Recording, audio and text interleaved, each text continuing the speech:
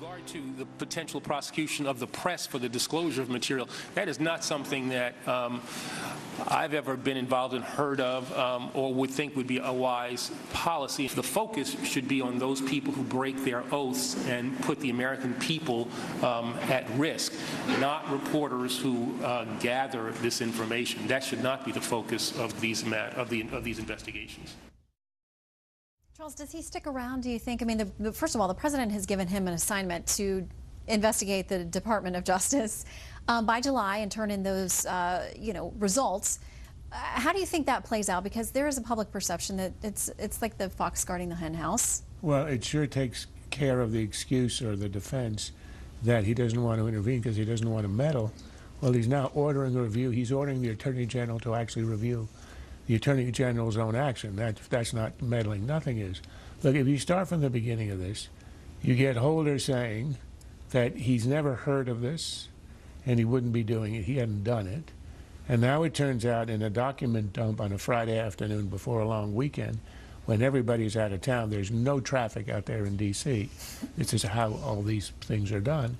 They say not only did he sign off on this, but he had a discussion about it.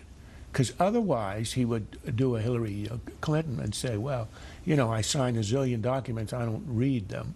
So the Holder defense, I signed it, but I didn't read it, isn't available anymore. He discussed it. So either it's a case of perjury, or it's a case of unpreparedness, mistakes, not remembering, or incompetence. And this is always the case with Holder. The most benign explanation is incompetence, and it's again and again. And then you get, but see, the reason why I think his days have to be numbered is because the president is now involved. He expresses full confidence in him, and he puts him in charge of the investigation. This is entirely untenable. It's all about him now, and the president is going to own this if he continues along this line, expresses his confidence, and allows Holder to investigate Holder. I don't think that's sustainable. Every week, viewers vote for your choice online in our Friday lightning round poll. And this week, winners and losers won with 54%. We're going to get to those. But first, the latest on the London attack. And Charles, we know there is some indication from British authorities they were on some kind of watch, or they had been surveilled in some way, at least in some minor way. But is anybody really ever self-radicalized? I mean, with the internet out there, people can find whatever they want to find. I'm not sure I even understand the word self-radicalized. Bin Laden himself was self-radicalized. People aren't dragooned into a camp, brainwashed, they go in as ordinary Britons and come out as a terrorist. Everybody in the end radicalizes himself in one or another. What's scary here is that these guys are second-generation immigrants. We always assume you go from first to second to third as in America, and you become Americanized, assimilated. In Britain, even in here, with the Tsarnaev brothers, that's second generation.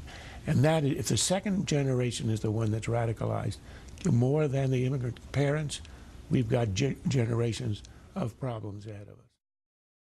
They were issued in March and April of 2012. And remember, she said it was in 2011 that she put an end to those intrusive questions. Well, that's just not factually correct. Not only were the questions not ended, but she herself was the one signing the letter. Apparently going to appear again, or maybe be called to appear again on the Hill. I'm not sure there's any water that will come out of that rock. I don't think she's going to say a word. It'll be a nice spectacle, but it's not going to advance story. I think there's one other myth out there, and that was the one that the two former IRS commissioners have been peddling, that the story is over, this discrimination is over. If you speak to Cleta Mitchell, who's the attorney for about a half a dozen of these groups, they are still waiting. One of her clients applied 3.5 years ago.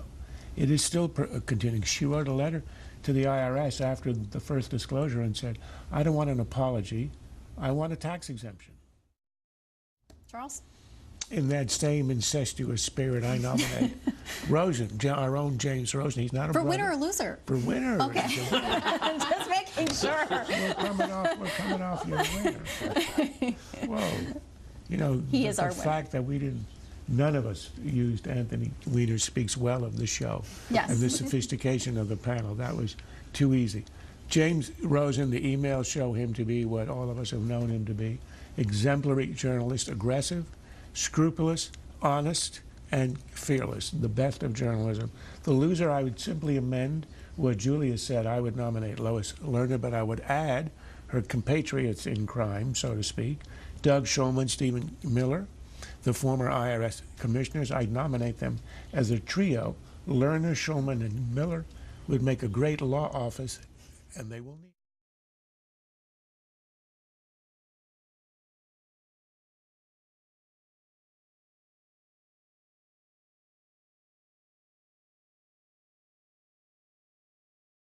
This has been a Sunfish production.